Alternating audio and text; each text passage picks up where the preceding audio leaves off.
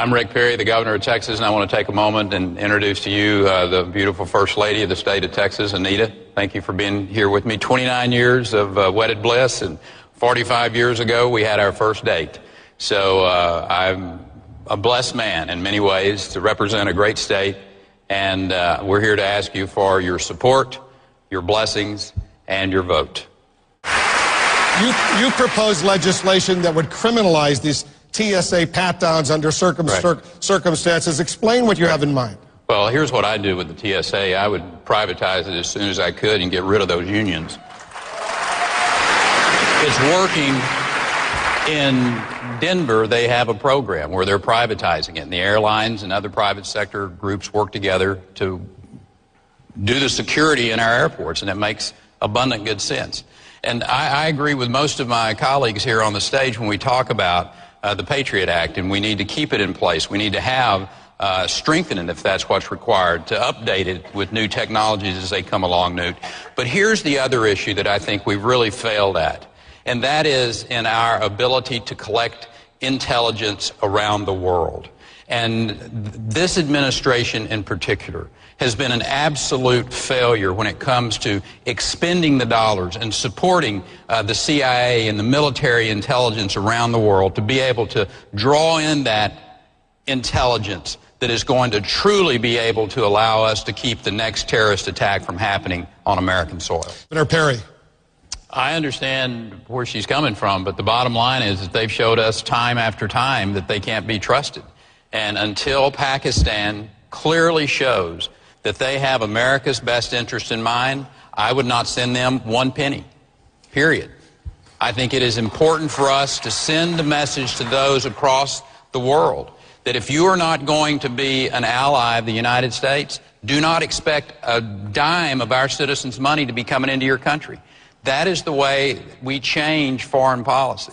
Now, if we want to engage these countries with our abilities and our companies that go in and help to economically build these countries up rather than just writing a blank check to them, then we can have that conversation, because I think that is a change in foreign policy that would be adequate and appropriate and a positive move for us. But to write a check to countries that are clearly not representing American interest is nonsensical. I just want to give Governor Perry the chance to respond. She just said your views were highly naive. And we need to be engaged in that part of the world. I never said for us not to be engaged. I just said we need to quit writing blank checks to these countries and then letting them decide how these dollars are going to be spent. We've got Afghanistan and India working in concert right now to leverage Pakistan. I think if we would create a trade zone in that part of the world where you have all of those countries working together, that may be the answer to getting Pakistan to understand that they have to work with all of the countries in that region. All right, I want to move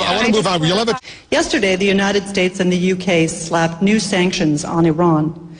But we haven't bought oil directly from Iran in over 30 years. We've had targeted sanctions on Iran for more than half that time. Nonetheless, Iran is probably less than a year away from getting a nuclear weapon. Do you believe that there is any set of sanctions that could be put in place that would stop Iran from getting a nuclear weapon? Let's go to Governor Perry. What do you think? Absolutely. We need to sanction the Iranian central bank. That would be one of the most powerful ways to impact that. As a matter of fact, Congressman Paul, that is what we need to do before we ever start having any conversations about a military strike, is to use every sanction that we have. And when you sanction the Iranian central bank, that will shut down that economy. At that particular point in time, they truly have to deal with the United States. And it's one of the reasons that I call for there is an area over there of all of them working together, and I'm talking about Syria, and bringing them into the mix as well. As I call for, one of the options is to have a no-fly zone over Syria. At the same time, you're putting those types of sanctions against Iran, and in that moment, they will understand that America is serious. This president refuses to do that, and it's another show of lack of leadership from the President of the United States. We bring in Governor Perry into this conversation. As you know, the so-called super committee failed. And as a result, unless Congress takes action next year, and an election year that would be difficult, there's not going to be any change, and that automatic trigger, as it's called, that sequestration, $1.2 trillion cut, including $600 billion in defense, will go into effect. Here's the question. If you were president of the United States, would you compromise with Democrats in Congress in order to avoid that Washington gridlock that, if you believe the polls, the American people hate? I don't think anybody is particularly surprised that a super committee failed. It was a super failure, and I think we expected that. We had a president of the United States who is not a leader. He pitched this over to them and said, here, y'all figure this out. I've signed 6 balanced budgets as the head of the state of Texas. I worked with those legislators on a daily basis, or my staff.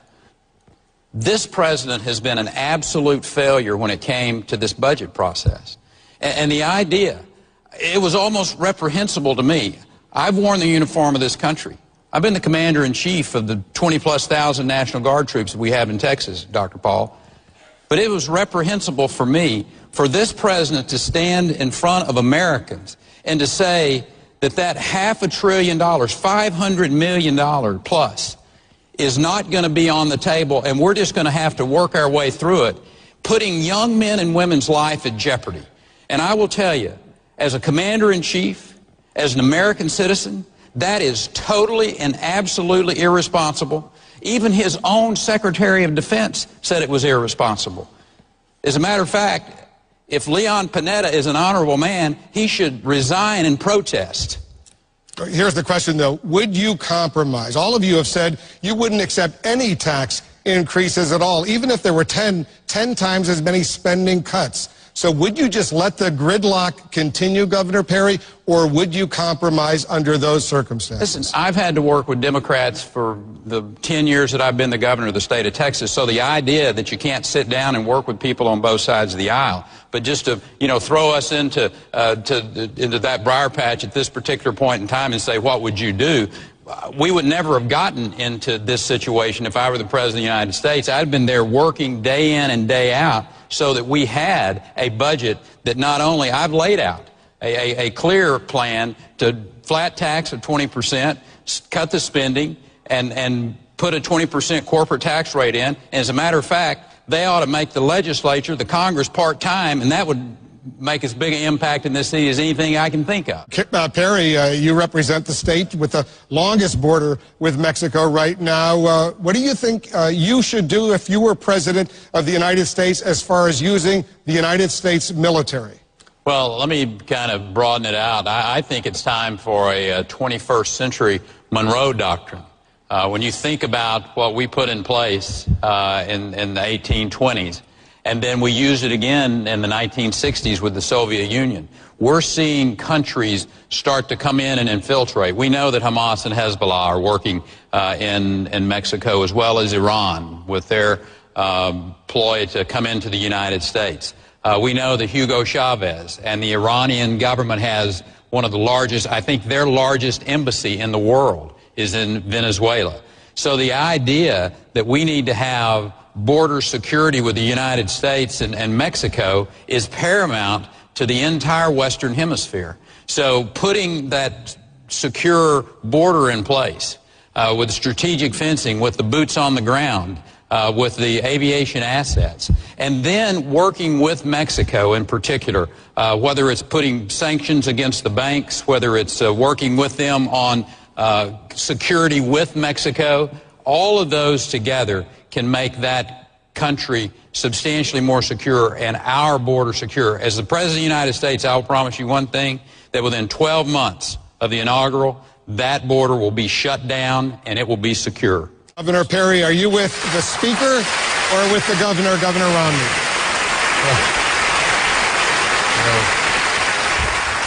Here we go again, Mitt. You and I standing by each other again, and you used the words about the magnets, and that's one of the things that we obviously have to do is to stop those magnets for individuals to come in here. But the real issue is securing that border. And this conversation is not ever going to end until we get the border secure.